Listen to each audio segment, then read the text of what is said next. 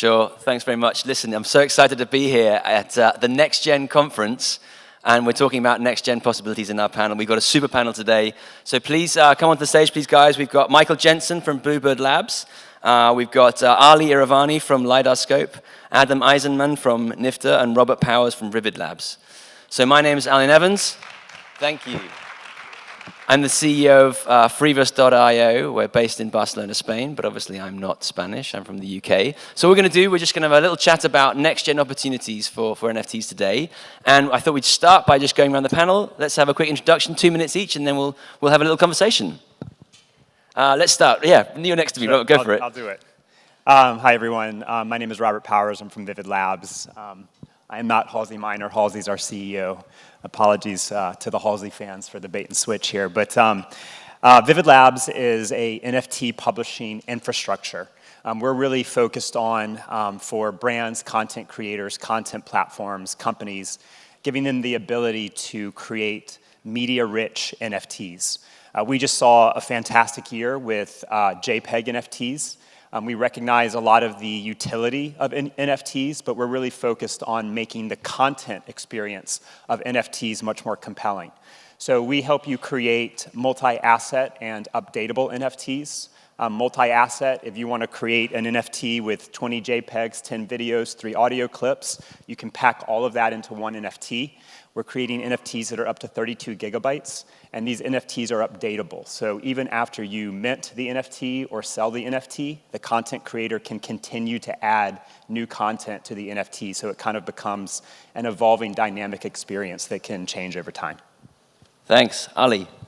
Hey, Ali Iravani, I'm with LiDARscope, and what we're doing with LiDARscope is around volumetric capture. So for folks that aren't familiar with that, it's 3D holograms, essentially. So we're working with studios globally to be able to take artists, creatives, essentially anyone with a large platform, and in some cases musicians who are artists, right, with a large fan base, to be able to get them volumetrically captured.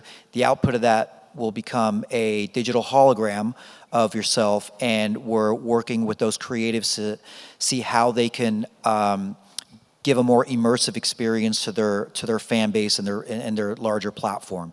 So essentially, that is the focus and efforts that we're doing with LiDARscope, and I think NFTs is going to really be a huge breakthrough in how they can bring these more immersive experiences to their platform and their fan bases, especially with wearables that are becoming a little bit less, sexually intrusive, right? So you don't have a big, kind of block on your head. You're going to essentially be wearing glasses like some of you are now. How am I able to see my favorite creator or artist in these sort of kind of ways? So that's what we're doing with LiDARscope. Super. Thanks, Ali. Mike.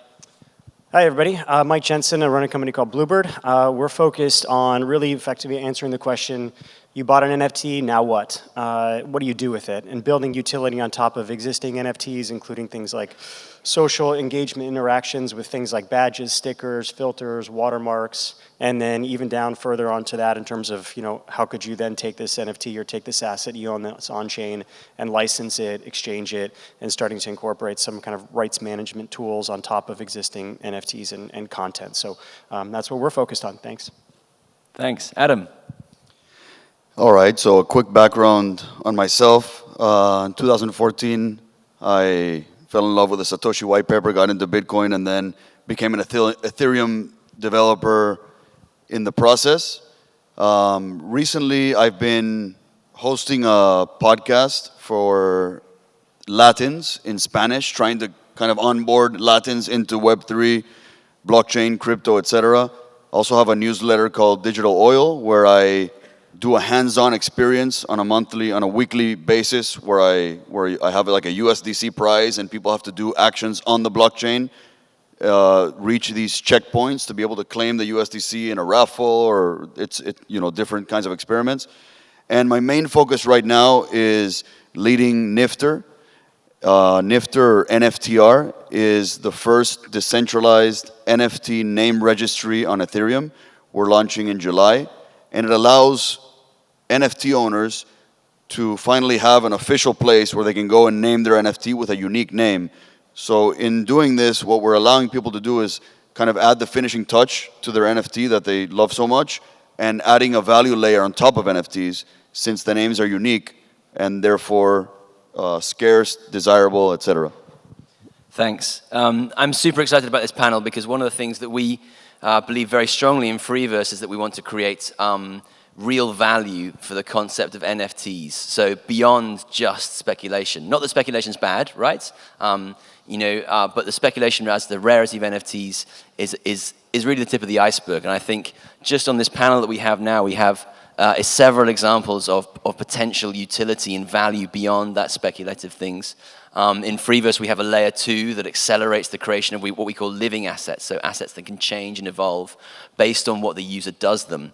And I actually just want to start on the visual side of things before we turn back to the names later on. One of our clients in Freeverse is creating digital humans, right? And of course, when you create digital humans, you have to associate a large amount of non-image data. There's 3D formats, there's like textures, there's maybe animation formats.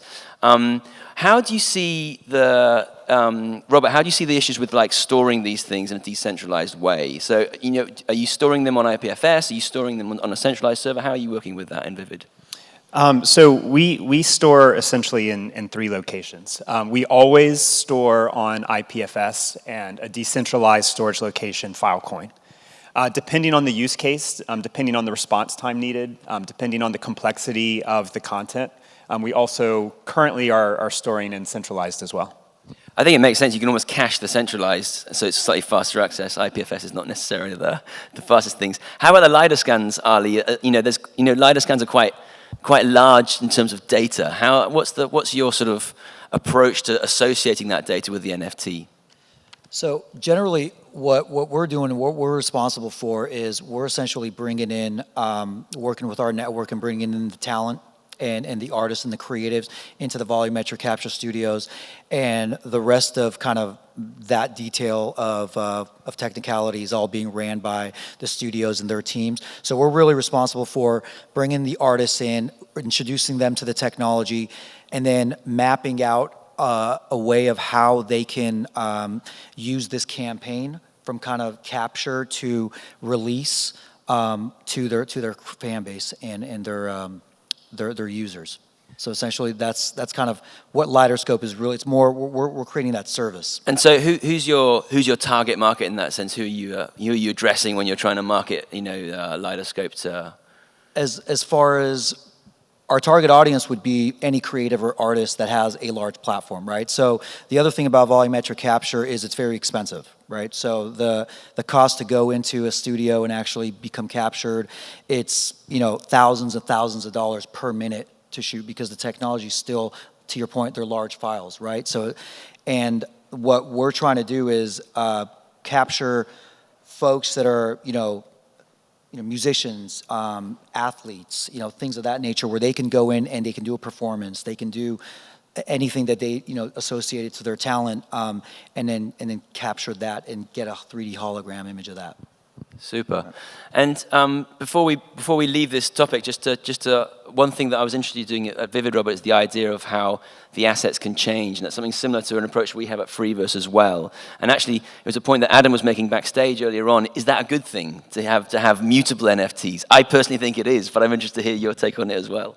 Yeah, look, I mean, I think everyone's probably kind of trying to wrap their minds exactly around what an NFT can do, and I think we obviously had a great year last year in the industry here, but people's concepts of what an NFT can be are actually very narrow. And so, as people get more comfortable with what an NFT is, then I think we can really start to push the bounds, really show what NFTs can do. I mean, from our perspective, our NFTs are updatable.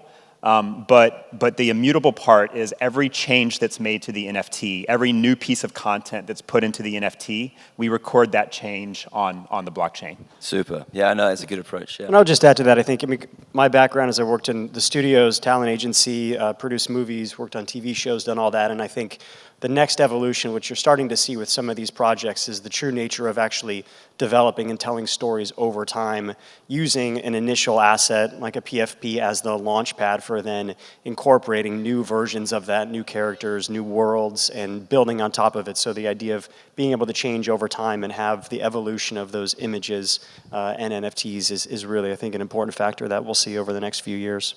Yeah, one thing that we found really interesting is, when we talk to creators, they come to us thinking they have to have everything planned out. I have to have already done all of the creative work, and I need my roadmap, and on launch day, that's it. Either it goes or it doesn't.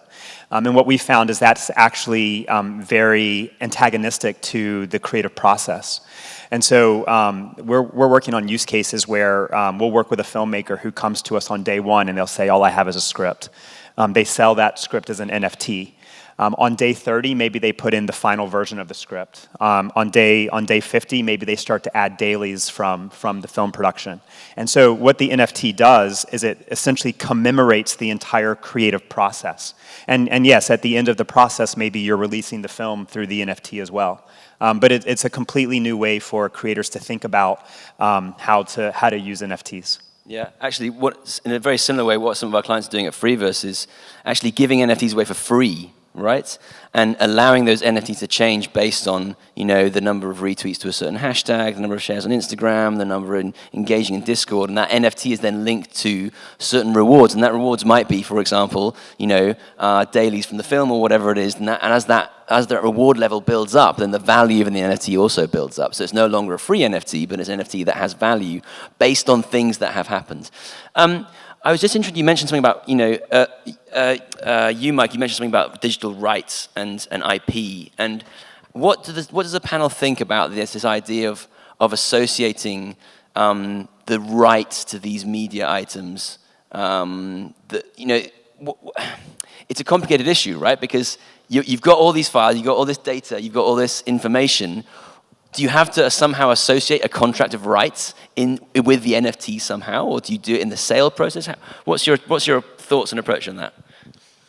Well, I think it's project dependent. I think you can certainly see some cases for the CCO projects that exist with, and then completely open the opportunity for rights usage across the board. I think there's value to that depending on the project. But I do see the case specific project utilizing more enhanced rights management, for example, wanting to have some sort of control over the entire brand, but letting the individual characters be owned by those that purchase them. So I think it's a challenging issue right now, and one that we're really trying to explore and figure out, and actually build in some of those processes to allow for you to, once you own the asset itself or own the NFT, to then be able to license it and put it into the marketplace. But it's definitely complicated, and we're trying to figure it out, I would say. Sure. Perhaps the most important thing in terms of rights are names, Adam, right? So obviously the name is a huge thing about, where did the idea for NFTA come from? Where did you, what was the sort of the background sort of towards building the platform? Well, if you do a search on crypto Twitter, if you just search NFT name, you'll see thousands and thousands of people that are naming their NFTs. It's just this kind of natural thing. Once you kind of build your identity and connect it to the NFT, and you really fall in love with it, and you may have many of them, and you make one your profile picture, and you really kind of build this love for your NFT beyond its value, you start naming it. Or sometimes I have a friend who has a Meebit who looks like OBJ, and he wants to name him OBJ. So basically, but he can't. There's no official place to do it. So what we did is we enabled a registry so that people can do it uniquely. And the idea, in part, also came from hash masks. I don't know if you're familiar with hash masks. It's actually it's one of the OG NFT projects, and it's unfortunate that it hasn't exploded as much as others, I think, because they had some really original tech when they came out with the project. And one of the things they allowed is they had a token called the NCT, the name change token, and you could name your hash mask burning that token. And you accumulated that token with time just for holding your hash mask. So the thing about that is that it's the names are private to the Hashmask collection. But I thought it would be cool if names were global to all collections. And by making these names unique per globally, it became kind of like an ENS, but instead of wallets for NFTs. And the idea is marketplaces can show, instead of showing a long contract address and a token ID, they can show names below the NFTs. Metaverse museums can show names below the artwork. Gaming can show names next to, the NFT that's floating around the game. And it opens up really a Pandora box of possibilities that many of them I can't even tell right now until we launch. It makes it a little bit more human as well from the user experience point of view, rather than seeing 0x address, whatever it is. You actually see a name. No, I like it. All right, so we're talking about next generation possibilities and opportunities for NFTs. Maybe if we could just go around the panel saying, what do you think is the real next gen? Maybe not in your particular field or company. Where do you think that the real next generation step change is going to come in terms of the NFT ecosystem? No one knows. I'm going to start. I think It's too big of a question. Too big of a question. All right, so I'm going to narrow it down. Right, so I think let's focus on two things. Let's focus on like the usability and the mass adoption. Yeah, because here we've got 15,000 people here in NFT.NYC. It's a lot of people. It's crazy. The rest of the world thinks we're all a bit nuts, right? with respect to everyone in the audience and here in the panel, right? So, but getting those people on board in an easier way and a more seamless way is going to be really important. What do you think is the best way that we can actually onboard the more Web 2 user, right? The one who's more used to the seamless, really polished user interfaces and user experiences that we see in the whole Web 2 world, which is still a little bit rough around the edges in the Web 3 world. I'll kind of answer that. I'll try to kind of answer the question. So something that I found really interesting about NFTs that was really unexpected for me is if you look at like Top Shots, the NBA example, it maybe was the first case that really made it to the masses. And I was really surprised by what was special about NFTs that enabled and got people interested. You could have done NBA Top Shots on a Web 2, SQL database 10, 15 years ago. You had the videos, you had the database, everything, you had all the technology to be able to do it.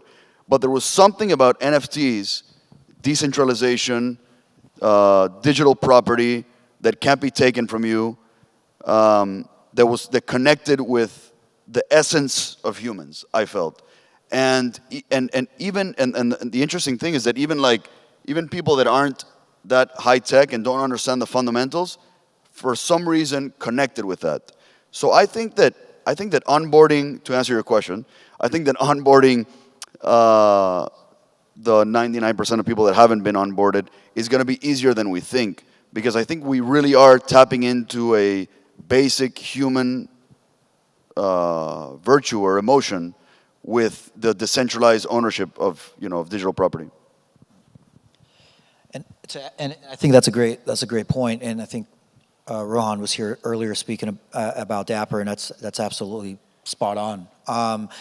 I think areas like how do we get mass adoption? Things that people in Web 2 or just the general public, you go up to most folks, some of your families and friends. I mean, I think everyone in this room certainly gets it, but the mass folks out there, they're not going to really know. How to get started, how to get into it. Some are just going to, it's not for me. It's a digital picture. I think areas like you were asking the question, what are some of the other use cases? Things like ticketing, I think is huge, right? For concerts and for things in the future where the average individual actually understands that concept. Everyone is still going to shows, whether it's, or museums or things that require a ticket. I think ticketing, things that start the day-to-day activities of human beings, if we start incorporating NFTs into that, folks are going to get it. In real life experiences, I think should be on the roadmap. Memberships, things like that Rewards. should be on the roadmap. So folks actually get it, and they don't have to worry about the underlying technology necessarily as an average consumer. So, Yeah, I also think there's a massive field, massive opportunity in the gaming field as well, like beyond play and earn or play to earn. Most gamers play to earn and play and earn games and things like Axie have been very successful, but most gamers, they play games to relax, not to sort of worry about stressing about the value of their investment portfolio, right? And so I think being able to bring those elements of Web3 technology, and I think things like the immutable NFTs, not immutable NFTs, I think is essential for that field. We're coming to the end of the panel. Maybe we could just go around a little summarize from everyone. We'll do it in reverse order from the way we went out. So just a little 1-minute summary of where you think things are going and what you want to see in the next year with your enterprise, where you're going with NFTA. It's got to be 1 minute though, Adam. Yeah. Well, I think maybe the second half, I'm hoping the second half of this year, maybe the first half of next year, will be the year of naming NFTs. I think that it's really another human desire that hasn't been, that we haven't enabled people to be able to tap into. I think it'll be nice that you can refer to an NFT by name. You can search an NFT by name instead of contract and token ID. I think you'll be able to, for example, create domain names from the NFT name. Now domain names can only point to wallet addresses, and when you open a domain that corresponds to a wallet address, you get all the assets inside the address. But here we can point to the asset itself just with a name. Super. Mike? Yeah. I would say, I think, for me, I'd sum it up from this movement from speculation to utility. And for me, that's about, the question around how do we onboard the next billion users into this space. It's not, signing into Coinbase and buying, a token. It's finding utility in whether it's building a digital identity, flexing an image or an asset or some sort of ownership that you have that can come from the gaming world or can come from an NFT that you own or some sort of asset that expresses yourself in the digital world. I think that's a big step. So for me, it's really just about how do we start taking this foundation and building utility on top of it to add value to the average user that's interested in this space right now. Great. 40 seconds, Ali. All right. Obviously, you guys know AR, VR is big for me with the volumetric capture stuff, so I'm super excited about how NFTs are going to really catapult that space. But beyond what I'm doing with Lighter-Scope, I think the space has to become more educated. We need to educate each other. We need to make sure we hold projects, founders accountable. There's certainly a lot of crazy things that are happening in such a unique space that's emerging, and I would say education is very key. Great. Robert? We totally agree, this idea that if we remain in this place of buy NFT today and flip it tomorrow, that we're not going to be sustainable here. So we're really focused on increasing the actual content or media experience you can have. We really see the NFT as the next media format. So as we've gone from DVD to Blu-ray to streaming or cassette tape to CD to streaming, that the NFT will be the way that content creators and platforms distribute content. Yeah, I think and just to summarize, I think the whole panel has agreed that, NFTs that bring value beyond simple speculation are definitely the future, and I agree with all the panels. So thanks very much, guys. Can we have a round of applause for our amazing panel today? Thank you very much. Thank you. Thank you.